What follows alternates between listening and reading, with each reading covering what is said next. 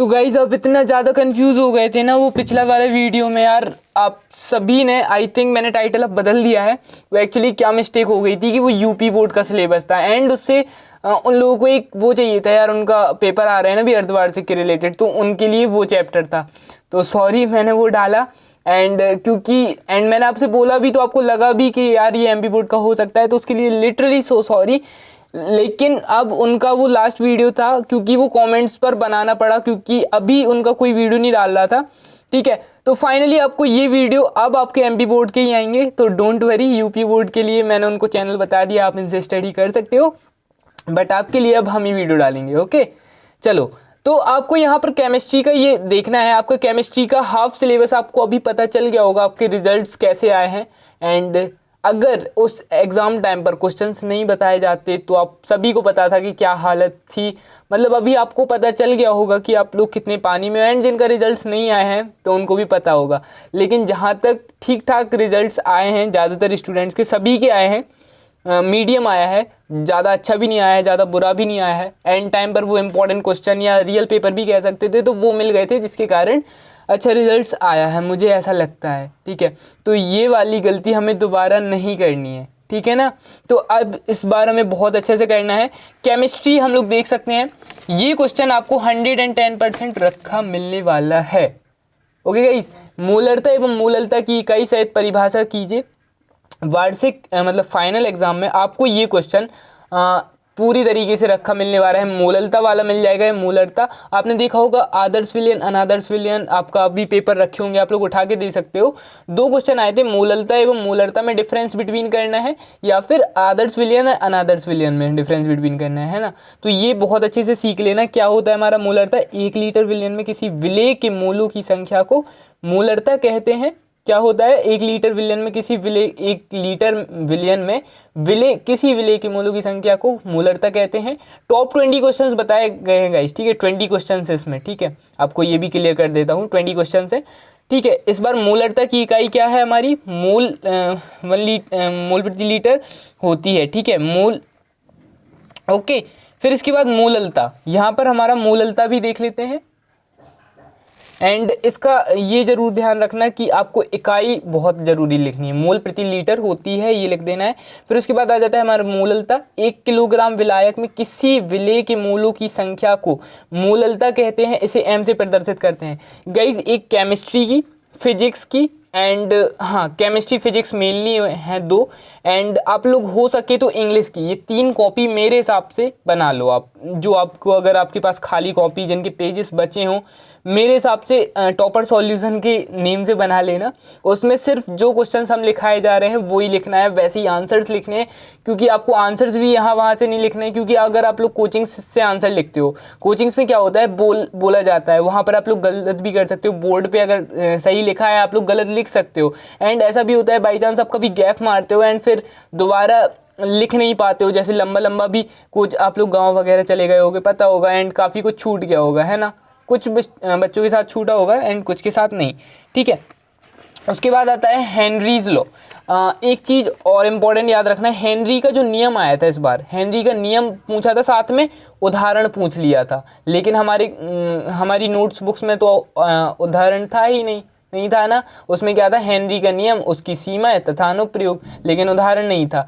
उदाहरण आपको लिखना है। ठीक है, ये आप डायग्राम बना सकते हो उदाहरण के लिए, एंड नॉर्मल सा। फिर उसके बाद ये कर लेना है आपको, ठीक है, कि हेनरी का आपको ये इक्वेशन लिख देनी है, m प्रोपोर्शनल p, फिर m बराबर के पी। यहाँ पर ये हमारा क्या हो जाएगा, के हो जाएगा हमारा हेनरी स्थिरांक, ठीक है, या समानुपाती स्थिरांक, और यहाँ पर p क्या हो जाएगा, गैस का द्रव दाब, सॉरी, और m हो जाएगा घुली हुई गैस की मात्रा। उसके बाद हमारा ये मोस्ट इम्पॉर्टेंट न्यूमेरिकल, जो कि पूछा जाता है, या फिर दूसरे तरीके से पूछा जाए, एज इट इज़ यही आ जाए। ठीक है, क्या पता एज इट इज़ यही आ जाए। ओके, तो यहाँ पर हमारा भार दिया गया है, NaOH का अणुभार भी दिया गया है, तो उसको निकाल के हमारा मोल निकल आता है। फिर सिंपल हमारा मूलरता का फॉर्मूला लगता है, एंड देन हमारा ये आंसर आ जाता है। ठीक है, लास्ट में ये जरूर लिखना मात्रक। ओके, नेक्स्ट आ जाता है अणुसंख्यक गुणधर्म किसे कहते हैं, उदाहरण सहित समझाइए। ठीक है, तो यहाँ पर हम लोग ऐसा कर लेते हैं जिससे आप लोग कंफ्यूज ना हो। ओके, अणुसंख्यक गुणधर्म विलेय और विलायक, मतलब विलेय और विलायक से मिलकर बनता है। तो इसकी डेफिनेशन हमारी कैसी बन जाती है, जैसे विलयन का वह गुण जो विलेय के कणों की संख्या पर निर्भर, विलेय और जैसे यहाँ पर आपको ये देखना है, विलयन का वह गुण जो विलेय प्लस विलायक के कणों की संख्या पर निर्भर करता है, क्या कहलाता है, अणुसंख्यक गुणधर्म। आपका आएगा ही, ठीक है गाइस, ये क्वेश्चन। फिर उसके बाद ये अपने होते हैं परासरण दाब, क्वथनांक में उन्नयन, हिमांक में अवनवन, वाष्प दाब में अवनवन, ठीक है। उसके बाद मूल प्रभाज किसे कहते हैं, बहुत इंपॉर्टेंट क्वेश्चन। किसी विलयन में विलेय या विलायक के मूलों की संख्या तथा विलयन के कुल मूलों की संख्या के अनुपात को विलेय या विलायक का मूल प्रभाज कहते हैं। मूल प्रभाज का क्या हो जाता है, स्मॉल एन बटे small n plus capital n, ठीक है। इसके बाद यहाँ पर हमारा हो जाता है एक विलायक का मूल प्रभाज, ये हमारा सूत्र बन जाता है, ठीक है, कैपिटल एन बटे small n plus small n plus capital n. उसके बाद आ जाता है हमारा सबसे महत्वपूर्ण यानी कि सबसे इंपॉर्टेंट क्वेश्चन, आदर्श विलयन एवं अनादर्श विलयन में अंतर, ठीक है। आदर्श विलयन अनादर्श विलयन में अंतर लिखना है, बहुत इजी है। ये विलयन सभी सांद्रता एवं, देखो गाइज आप कुछ भी करो, आप किसी को इंपॉर्टेंट मानो या ना मानो, जो क्वेश्चन टॉपर सॉल्यूशन प्रोवाइड करा रहे हैं वो आपका ये समझो कि 90 प्लस 95 प्लस 90 प्लस नहीं 95 प्लस लाने से कोई नहीं रोक सकता। बस जो मैं चीज़ बोलता हूँ कि वो आपको बस अवॉइड करनी है गाइज, आपको फालतू टाइम वेस्ट करना है, अवॉइड करना है, ठीक है। आप आते हो इंस्टा वगैरह, मतलब फ़ोन चलाते हो, फ़ोन सबसे ज़्यादा डिस्ट्रैक्शन है यार, ठीक है। इसका मतलब ये नहीं कि अपने फ़ोन से वो ऐप ही उड़ा दिए, ये नहीं है यार, ठीक है। अपना एक ये बनाओ कि हमने 1 घंटा पढ़ाई करी, फिर उसके बाद हमें 10 मिनट का एक वो लो कि हम मतलब जैसे हमने 1 घंटा पढ़ाई कर ली, उसके बाद अपना जैसे मेडल दो, ठीक है, कि हमने 1 घंटे पढ़ाई करी, उसके बाद हमें कुछ वो मिलना चाहिए, इनाम मिलना चाहिए। तो उसके लिए आप लोग कुछ भी यूज़ कर सकते हो, सोशल मीडिया जो आपको पसंद है, ठीक है, फ्री फायर जो आपको पसंद है, ठीक है। मैं ये नहीं कर रहा हूँ कि ये गेम खेलो वो खेलो, जो आपको अच्छा सबसे अच्छा लगता है वो कर सकते हो, ठीक है। उसके बाद फिर अपनी स्टडी पे कंसंट्रेट करो, क्योंकि हमारे पास ये 2 मंथ है एंड मैं तो यही सोच रहा हूँ कि नवंबर में हमें अपना पूरा कोर्स ख़त्म करना है, ठीक है। केमिस्ट्री मैं सोच रहा हूँ 10 तारीख तक आपकी पूरी ख़त्म हो जाएगी, 10 तारीख तक पूरा सिलेबस जितना आना है मैं पूरा ख़त्म करवा दूंगा, ठीक है। नवंबर में तो एटलीस्ट हो ही जाएगा अपना पूरा सिलेबस, ठीक है। ओके चलो, इनके बनने पर आयतन के मान में कोई परिवर्तन नहीं होता और इनके बनने पर आयतन के मान में परिवर्तन होता है। सॉरी गाइज, यहाँ पर थोड़ी आवाज़ आ रही होगी आपको, नॉइस मतलब बैकग्राउंड, ओके। फिर इसके बाद आ जाता है विलेय और विलायक के मिलाने पर, ठीक है। यहाँ पर विलेय और विलायक के मिलाने पर ऊष्मीय परिवर्तन नहीं होता है, इधर विलेय और विलायक मिलाने पर ऊष्मा का परिवर्तन होता है। एंड इसके बाद ये कुछ वो द्विक लवण वगैरह लिखे थे जो आपको अभी काम के तो नहीं है। फिर उसके बाद कॉलरास का नियम, ठीक है।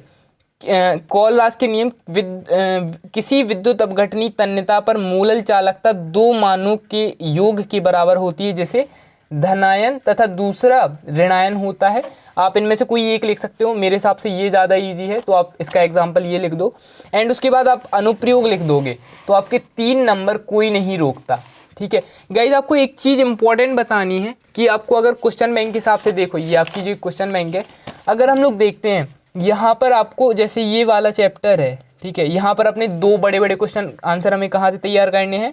एक करना है हमारे वैद्युत रसायन से 5 नंबर का, एक यहाँ से बड़ा आ रहा है एंड हमारा एक यहाँ एल्डिहाइड वाले चैप्टर से बड़ा क्वेश्चन आ रहा है। तो उस हिसाब से आपकी पूरी तैयारी कर ली है। देखो मैं आपको बाद का भी बता देता हूँ अपने आगे क्या होने वाला है। अभी ये एक वॉर है, ठीक है, अपने लिए एक वॉर है। आपके लिए देखो पूरे तैयार हो गए हैं, ठीक है, थोड़ा सा बचा हुआ है। यहाँ पर आपका भी FD ब्लॉक तैयार हो रहे हैं कि कौन से, मतलब यही क्वेश्चन आपके देखने मिलने वाले हैं, ठीक है, ये तैयार हो रहे हैं अभी आपके। तो बस पढ़ते चलो यार, नवंबर तक हम पूरा सिलेबस कंप्लीट करा देंगे। और जिस किसी बच्चे का बहुत मतलब 95 प्लस आया उसके लिए बहुत स्पेशल होगा, ठीक है। बस लाओ तो यार 95 प्लस, ठीक है, बहुत स्पेशल होने वाला है उनके लिए। ओके, अनुप्रयोग देख सकते हो। एंड गाइस जितना हो सके वीडियोस को शेयर किया करो, ओके, क्योंकि हमें भी मोटिवेशन मिलता है। जैसे आपको अच्छी परसेंटेज लाने में मोटिवेशन मिलता है, वैसे ही हमें लाइक से मोटिवेशन एंड कमेंट से मोटिवेशन मिलता है। ओके, ये क्वेश्चन मतलब ये जो फिजिकल मतलब ये जो क्वेश्चन रहते हैं ना, ये टॉपर्स के क्वेश्चन रहते हैं, इससे टॉपर्स निकाले जाते हैं। जैसे तापवृत्ति, ये क्वेश्चन कोई नहीं बताता, ठीक है, ये कोचिंग्स वगैरह में नहीं होते। ये अगर आपने चैप्टर्स अच्छे से पढ़ा है तो आप पे बनेंगे, ठीक है। ये क्वेश्चन नंबर 8 हो गया। ताप बढ़ाने पर गैसों की द्रवों में विलेयता हमेशा कमी आने की प्रवृत्ति क्यों होती है? तो वो ये पूरा आंसर है, आप एक्सप्लेन नहीं कर सकता, बहुत बड़ी वीडियो जाएगा यार, है ना। फिर हो जाता है अधिशोषण से आप क्या समझते हैं? तो अधिशोषण वह प्रक्रिया है जिसमें किसी पदार्थ की सांद्रता उसके संपर्क में रखे पृष्ठ पर स्थूल की अपेक्षा अधिक हो जाती है। फिर एक एग्जाम्पल लिखना है। उसके बाद हम लोग देख लेते हैं क्वेश्चन नंबर 10, ठीक है। गाइस वीडियो बड़ा हो गया है तो यहाँ पर हम लोग क्वेश्चन 10 पर रहने देंगे, ठीक है। विलयन की परिभाषा लिखिए, कितने प्रकार के होते हैं? तो विलयन की परिभाषा, विलेय की विलायक में घुलनशील के आधार पर विलयन के 3 भागों में बांटा गया है, संतृप्त, असंतृप्त विलयन, संतृप्त विलयन एंड उसके बाद हमारा आ जाता है अति संतृप्त विलयन, ठीक है। यहाँ पर गाइज आपको ये पूरा आपने कर लिया है अब, ठीक है। 10 क्वेश्चन हो गए हैं। नेक्स्ट पार्ट 10 क्वेश्चन दूसरी वीडियो में आ जाएंगे। इस वीडियो पर लाइक एम रखते हैं 50 लाइक्स, तो प्लीज़ यार कंप्लीट करा देना, ओके, ठीक है, करा दोगे ना, इतना तो कंप्लीट कर दोगे। एंड गाइज आपको पूरा आपको बता दें कि इसके हिसाब से मतलब आपको मतलब प्रश्न बैंक तो कंप्लीट करना है, लेकिन प्रश्न बैंक में आंसर्स बहुत गलत लिखे हैं, ठीक है, तो वो मैं देख लूँगा। बाकी आप अलग से एक कॉपी बना लेना टॉपर सॉल्यूशन सर की, मतलब भैया दोस्त जो भी कहना है, ठीक है। हाँ, तो अभी आपको यहाँ पर बता दें कि इसी के हिसाब से आपको करना है। जैसे अगर आपको एक चीज़ बताएं ना, यहाँ पर ये वाला चैप्टर देखो, उपसय संयोजी यौगिक, इससे आपके ऑब्जेक्टिव 3 नंबर का आ रहा है, मतलब 7 नंबर का पेपर आ रहा है इससे, वो हाँ 7 नंबर का आ रहा है। एंड ये 3 नंबर का आपका आएगा, क्या बोलते हैं कि एक नंबर के क्वेश्चन, फिर 2 नंबर का एक क्वेश्चन आएगा। इसमें से आपका पता कौन सा आ सकता है? लिगेंड किसे कहते हैं, कीलेट किसे कहते हैं, या फिर आपका यहाँ पर देख ही लेते हैं, यहाँ पर कोई चीज़ का डाउट नहीं रखना है यार, पता, हाँ, यहाँ पर संकुल यौगिक किसे कहते हैं, ये क्वेश्चन आ जाएगा। आपको ये लिख भी लिए हैं गाइस, पता, मैं आपको दिखा देता हूँ, देखो यहाँ पर ये बन रहे हैं, पूरे हर नोट्स बन रहे हैं, बस सपोर्ट तो करो, पहुँचेंगे यहाँ भी जल्दी से जल्दी। एंड यहाँ पर आपके IUPAC नाम भी लिख लिए हैं जो कि आपके एग्जाम्स में आने हैं, पूरे यही आएंगे, इसके अलावा एक भी दूसरा नहीं आएगा, ठीक है। बस सपोर्ट करो जितना ज़्यादा हो सकता है, बहुत अच्छे से तैयारी चल रही है, ठीक है, बहुत मेहनत कर रहे हैं। MP बोर्ड की वीडियोज़ आएंगी अब टोटल, एंड 95+ फोड़ना है, हर एक बच्चे का 95+ चाहिए, ठीक है। उसके बाद नवंबर के बाद हम लोग टेस्ट रखेंगे, बड़े बड़े टेस्ट रखेंगे 70 मार्क्स के, तो वो भी अपन को सब क्लियर करना है। लाइव आएंगे, बहुत कुछ स्पेशल होने वाला है, बस सपोर्ट करते चलो। Okay guys, love you all, फिर मिलते किसी नेक्स्ट वीडियो में, बाय बाय।